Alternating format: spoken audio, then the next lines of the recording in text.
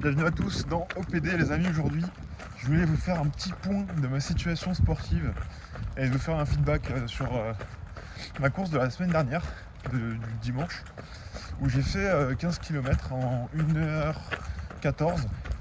Vraiment très content. Et j'ai appris quelque chose. En fait donc il faisait un temps de merde, hein. Il pleuvait, il faisait froid. Et en fait hier il faisait beau et j'ai essayé de courir à la même allure et ça passait beaucoup plus. Donc peut-être que le froid m'anesthésie les muscles, je sais pas. Mais en tout cas je me sens mieux au chaud et peut-être qu'en m'entraînant dans le froid et en passant dans le chaud, ça m'aura fait une sorte d'entraînement. Je sais pas comment expliquer ça, mais en tout cas la chaleur, c'est sûr que ça augmente le VO2 max.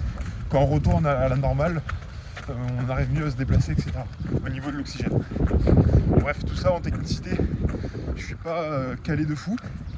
En tout cas, là, je vais à la salle et donc j'ai 3 km pour y aller. Je me sens hyper bien. Pourtant, hier, j'ai fait un fractionné de trail, donc on appelle ça fartlek. Et c'est la première fois que j'en fais un.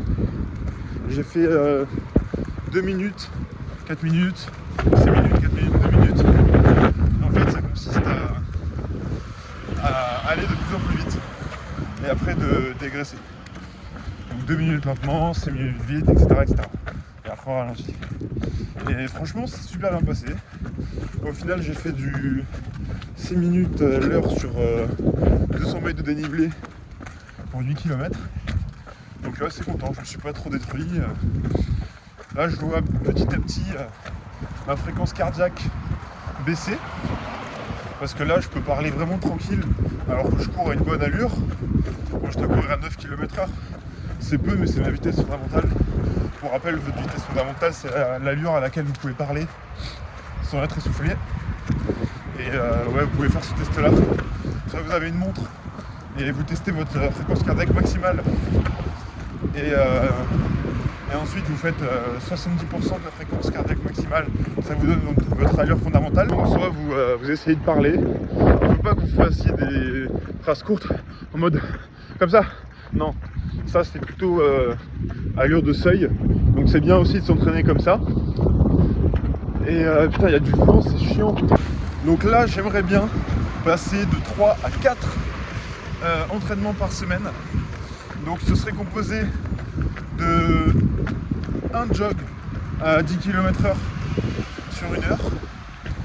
Ensuite un fractionné ou un fartlek, un au seuil et une sortie longue où je suis quasiment que en fondamental.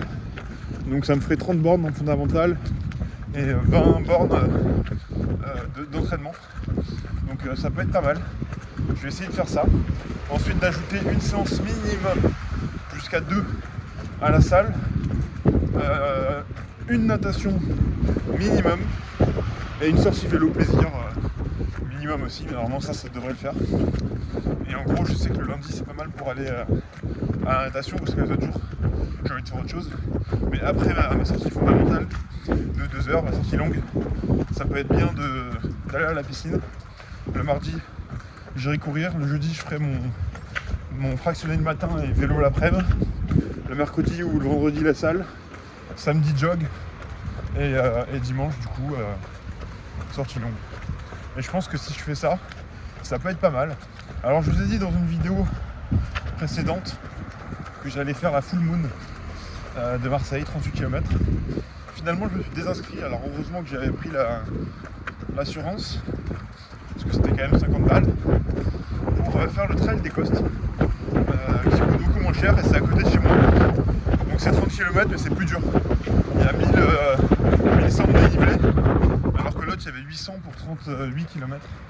Donc voilà, j'ai décidé de faire ça. C'est fin avril, donc j'ai 1 mois et demi pour me préparer. Et puis en tenant ce rythme là, donc je vous ai dit, en augmentant le kilométrage jusqu'à 60 km par semaine, je pense qu'on peut être pas mal. Bon, sur ce, j'arrive à la salle. Moi, je vous dis à demain pour un nouveau OPD et ciao.